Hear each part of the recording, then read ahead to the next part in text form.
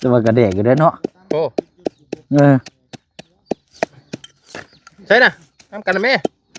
กินบ่น่ะโอ้บ่ได้เบิ่งแน่มันยังนะยังเบิ่งค่อยดิอ๋อตู้เลยพี่น้อยเนาะปวดแล้วนี่เนาะขนาดว่าโบแข็งแห้งนะฮะโอ้แซ่บเลยเนาะโดยอย่าว่ากันนะพี่น้องเด้อกินข้าวกบกันว่ามันบ่มีถ้วยมีถ้วยอ่ะหวานเลยถ้วยบ่ไม่ใส่เลยสายหวานเขายังว่าอยู่เขายังว่าหยอกบ่ยาวอยู่ว่าไปใส่มีดจากทั่วตามเนี่ยสายหวานนี้หวาน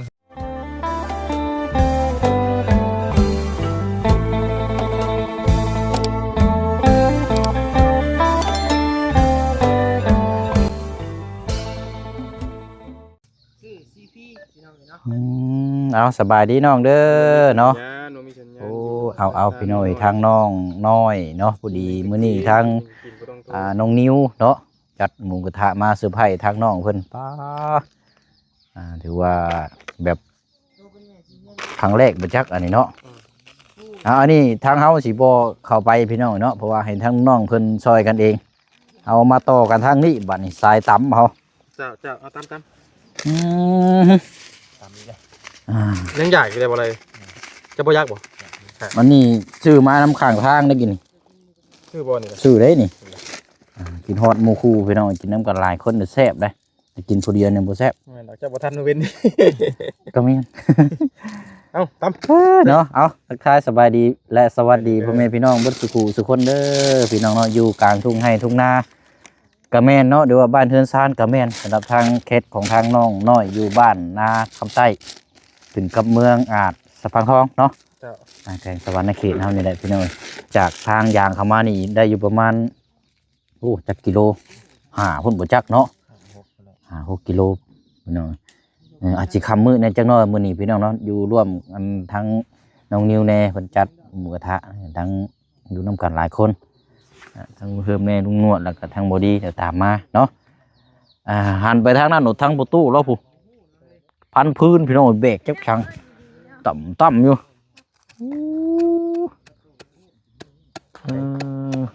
เนาะเดี๋ยวจ้างว่ากันให้เราย่างมาก่อน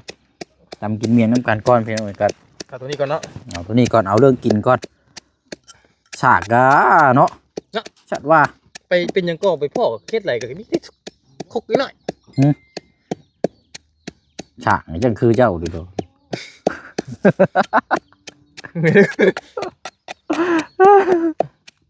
จะมากระเดกอยู่ด้วยเนาะโอ้ใช่น่ะน้ำกันนะแม่กินบ่น่ะลุงเอาเดี๋ยวทางตรงนิ้วมีอย่างกันบอกล่ะเด้อโอ้มาเด้อบ่ยันว่านะยันว่าคัดอย่างกันดอกคิดว่าตำนี่ให้เพิ่นคุยกันช้าแม่นให้ทั้งน้องเพิ่นนั้นช้าพี่น้องเดี๋ยวเฮาจังอันนี้เนาะเอ้ยเจ้าแล้วมาซะข่อยกินทางนี้ไปแล้วข่อยประเด็กใช่เหรอท่าพระท่าเดี๋ยวพระท่ามันเด็กก่อนบ่ได้แซ่บเลยเปิดใครบ่ได้หอมแท้เนาะใช่วันจะว่าอันใดมากรอบนะนี่เด้ใช่แต่บ่ยาวนี่กินเพราะว่าสิหาขโมยปีมากเจ้าต่ำอยู่เด้นี่ถ่ายปีแล้วสุดก่อนใช่ได้บ่ใช่ได้ไหมโอ้ครับออกทุกบ่ก็มันก็เบิดเท่านี้แล้วเนาะแจ้งอยู่ว่าบ่ได้เด็กคนยังดำกี่ได้ครับใช่โอ้บ่ได้เบิ่งแน่มันยังนะยังเบิ่งค่อยดิ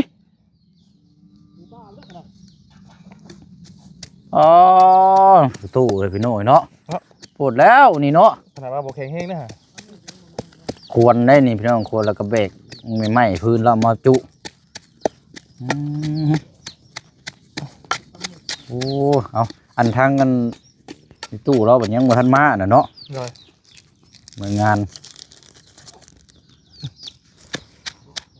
อยู่น้ำกันหลายคนกันที่ไรพี่น้องม่วนเลยพอนานๆที่ได้พบเจอกันเนี่ยก็เลยอยากอยู่ค่ำมืดแน่จังน้อยมึนโอ้จะได้พ่อนะพ่อตากันเพราะว่าบืนก็สิได้เดินทางแล้วไปอีกแล้วบืนนี่ไงบุกคือเก่าแล้วไปอีกแล้วกินนี่กินให้กินฮอดแล้วก็จากคุณน้องนี่แล้วข่อยก็จำเป็นแล้วข่อยก็ มันบ่ไปมันก็บ่ได้เดือนนี้มันยังหนักครับ แม่นเข้าใจอยู่ เวียกงานเราเดือนนี้บ่ได้คือเดือนที่แล้วเลยพี่น้อง โฆ เนาะ ษณาเฮาก็บ่คือตะกี้ แม่นเพราะว่าเดือนนี้เขาเจ้าปรับโฆษณานี่บ่ค่อยขึ้นเลย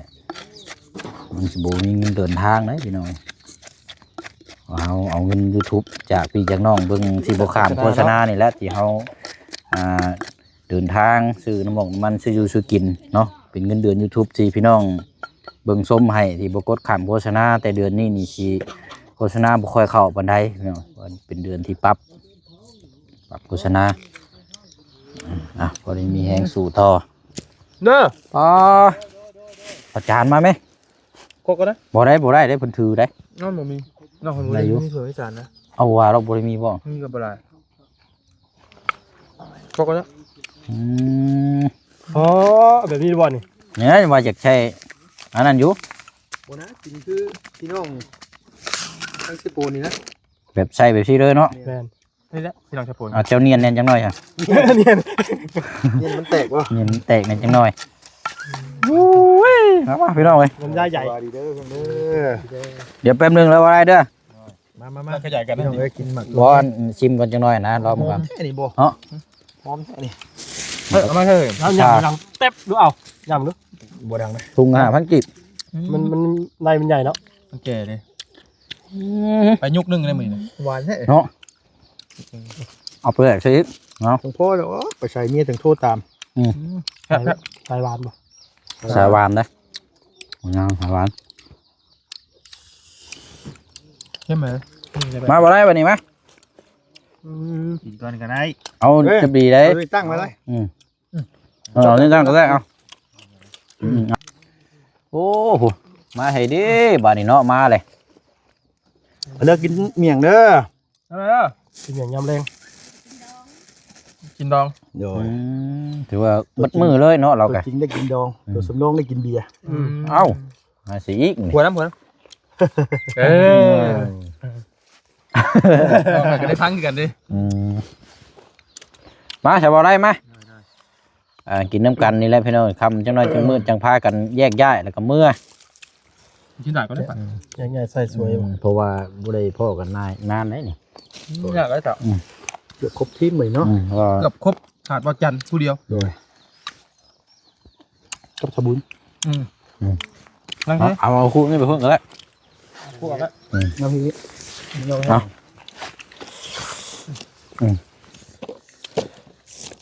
กินข้าวคกเลยเนาะพวก สบายดีนะพี่น้องนะ เอาโหลดคุยทั้งที่มือทั้งนี้ติดกวดพกไปน้ำบ่ คอยโดนยันเราจับกล้องคอยโดนเป็นห่วงเราอยู่ยันเราบริกินเจ้าแล้ว ได้อยู่กินแล้วอยู่หนึ่งเป็นหนึ่งเนี่ยเลย ใส่เราได้สิ มาเสียงมาว่าท่าน ใส่เราเนี่ยพอได้ให้เราเห็นว่าแนวอันกันเจือน อร่อยเปล่าเขามาถาเจ้าอยู่เลย โอ้มีปูนมีอย่างบ่นะ มาแล้ว เรียบร้อย แต่ว่าคือชิมบ่แล้วหรอกมื้อนี้ ไม่ได้หรอกบ่ได้ ละ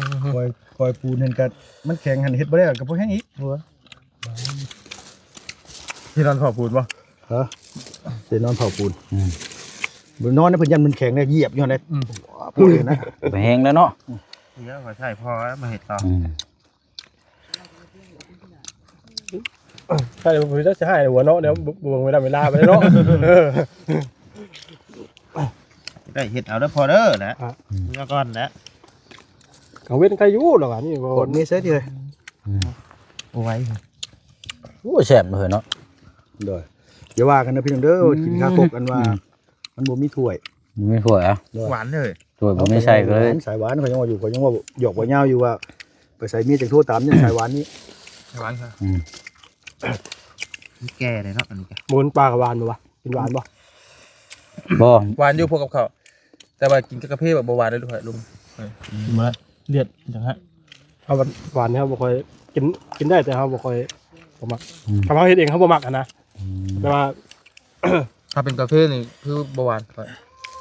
กินได้ค่ะ แบบใส่คมเลยบ่ ขายผมได้ค่ะมันคือมันเลี่ยนแบบนึง ขออนุญาตใส่โขดตัวนี้ โอ้นี่ละบีมาเนี่ย ต้ม บ่ไปใส่ไปเห็ดแมวงามครับ ต้มมานะ ตอนนี้เราบัตรมันนะ3 บาท อันนี้ว่า ตายบ่ได้เห็นได้ล่ะตายเลย ไอ้เด้อ ถามแล้วบ่เห็นนะ นอกก็ ว่าปล่อยไปเลยเหรอบ่เห็นแล้วว่าเลยเหรอ ไก่ผูร่ามโตเนี่ยพอได้คันปุ๊กย่ำมือเช้าไปสิขาดแล้วเลย นั่นแหละเนาะ ทำไม เป็นเด้ทางเนาะคันว่านั่นก็แจ้งบอกเด้อบ่ได้จับวาย มองตาก็รู้ใจเลย อยากอยู่เงียบๆเพียงเราสอง คนมาไหมเล็บจิ้ม เขาลองเห็ดคือบ่ได้ยินได้หยังไงได้พุ่นน่ะอยู่ เท่า เขาลองแซวเห็ดคือบ่ได้ยินได้หยังไงได้ เท่า เขาบ่เคารพเลยดิ เท่าเนาะก็คือว่าของทำเป็นอย่างอื่นเท่า โอ้ ยเนาะสร้างเป็นแท้ ข่อยก็ลืม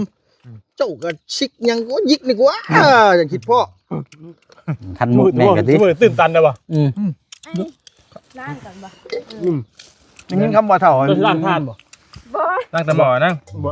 ล้างกันก็บ่ บ่ได้ยินคำว่าเฒ่าบ่ก็ตกใจว่ำเนาะมันเอาเอ้ยผ่านมาอีกปีนึงได้เฒ่านี่ก็ได้ โอ้ยเนาะ แคบเลยเนาะ โอ้ยขออนุญาตเด้อพี่น้องเด้อเบาอีกก่อนผมมีจาน ก่อนจะโจ๊กกับคางอยู่อันมือก่อนนี่มันรูปก่อนนะ มันเอาลงบาทเดียวกันบ่ได้ต้องลงทีละคนนะต้องตามคิวตามอายุทีละโดย บนเวียนเนาะ โดยหาดเทื่อเขาเด็กน้อยเขาไว้กูเขาลงเขาเทื่อเหี้ย เขาแบบบ่ได้เกรงใจเฮาจังดิติ แห้งเข่าป่ะแห้งเข่ายังว่าวป่ะ เฒ่าเขาให้ว่า เป็นว่าสิเคารพเฮาจังดิติ พูดเปิดเพลงกาบริสุทธิ์มาได้กระติดบ่แกมแตกต่ำบ่ ต้องเป็นอย่างนี้เนาะ เนาะ ตะกี้ไหนชี้ชื่อกูตะกี้น่ะคือมื้อนี้เอิ้นบอกว่าใช่ยังติ แม่นนะข้าเขาเปิดเพลงเนี่ยคนนี้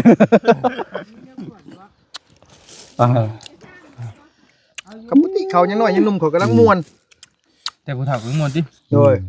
โอ้ชั่วโมงนี่เท่าขมวลไหน จะเอาด้วยนะเฒ่าสองคำกระทั่งมาเฒ่า มีแต่เท่าดิ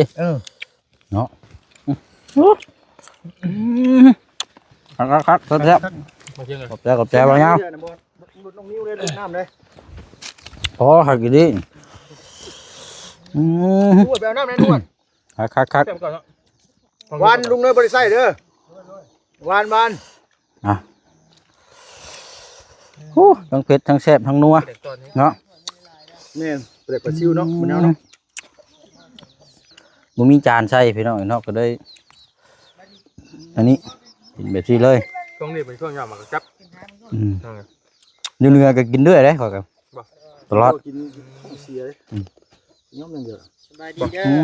เอาเนาะจะภาพได้มื้อนี้เนาะ เห็นว่าเป็นได้เจ้าเนาะ จะคำ ห้องนี้ก็ได้ บ่ดีเลยได้ เว้นนี่กับบ่ท่าน อืม น้ามันนี่กับบ่ท่าน นั่งอยู่ได้อยู่ ก็เขาสิบ่ชวนนี่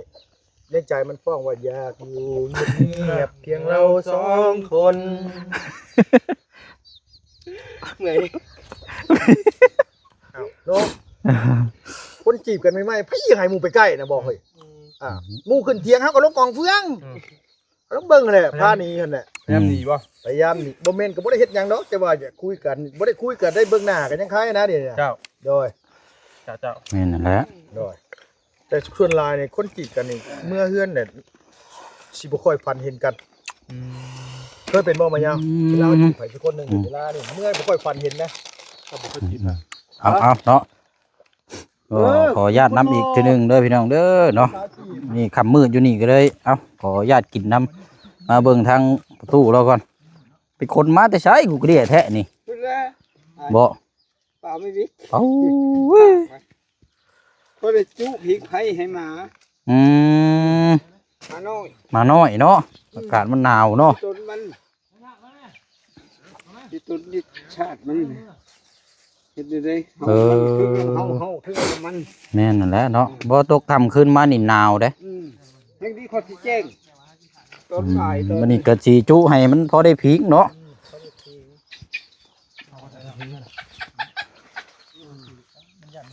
เดินเฮาก็หาสร้างบ้านได้เกินขอให้ร่ำให้รวยอีเฮาโดดปลอดภัยผู้คนให้ไป โอ้มันยังน่ะไก่บ่อยู่เทิงพุ่นน่ะ เจ้า โอ้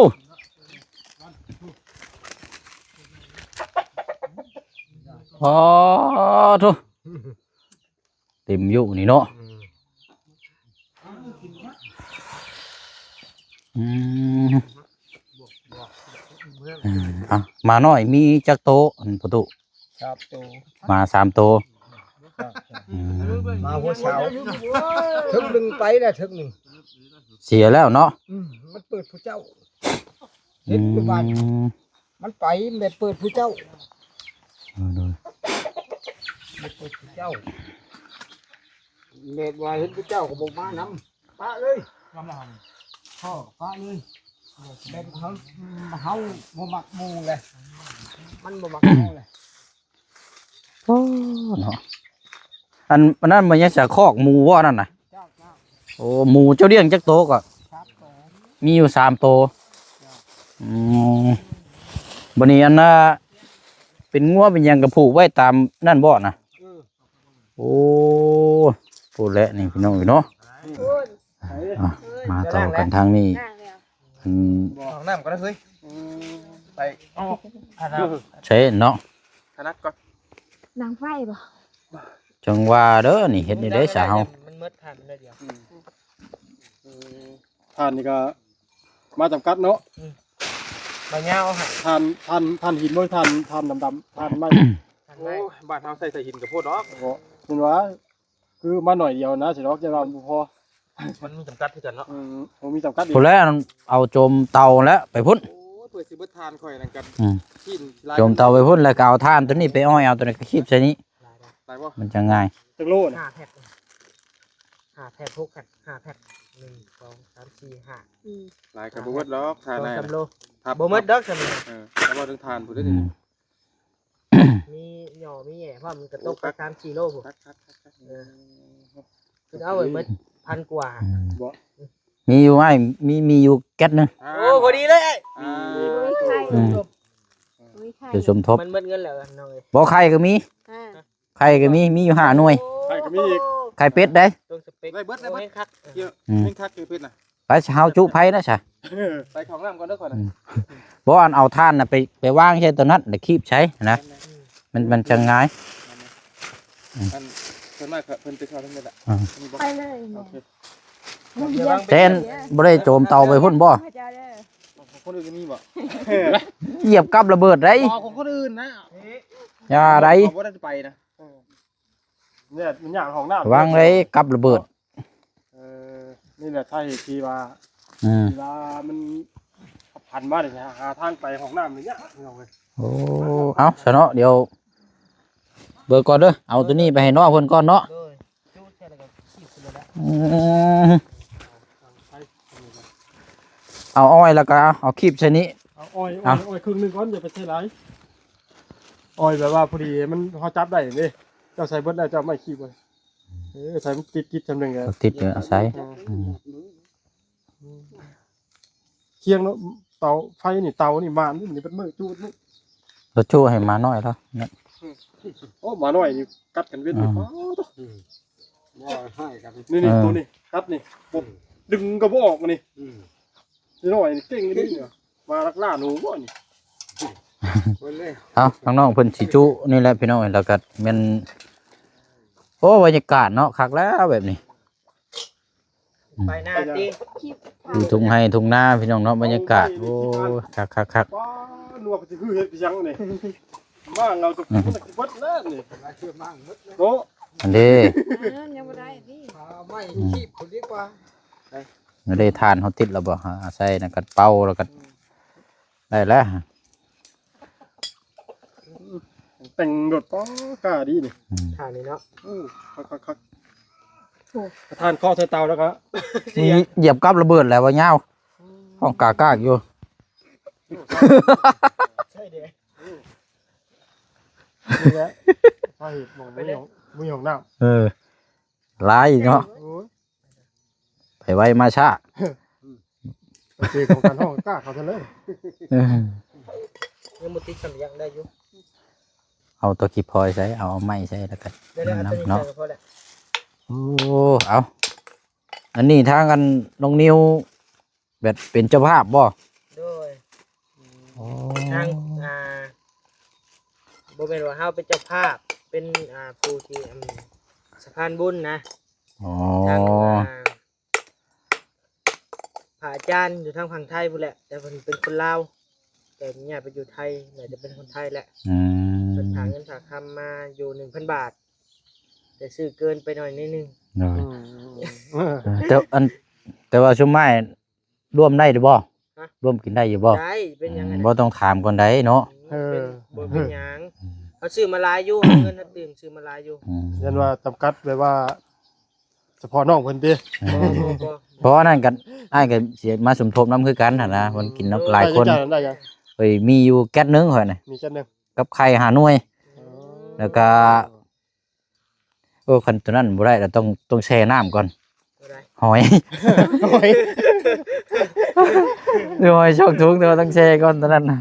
กินง่ายเลย เอา เนาะ ตัวนั้นเอาไว้ใช้ตัวนั้นเนาะเออ ต้องใส่ว่าไว้เกณฑ์ครับ โดยเอาเดี๋ยวเคลียร์ตัวนี้ให้มันนั่นก่อนเนาะเอาก็สิได้ อันนี้เลยพี่น้อยเพราะว่า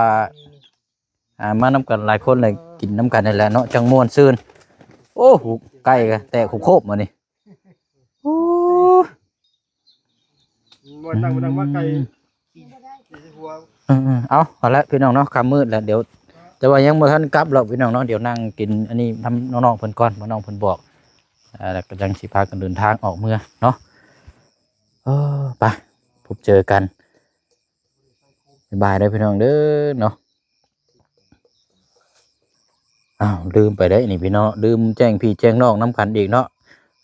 เดินทางน้ำกันพี่น้องเนาะมื้ออื่นก็พอและพบเจอกันอยู่ที่เมืองเซโปน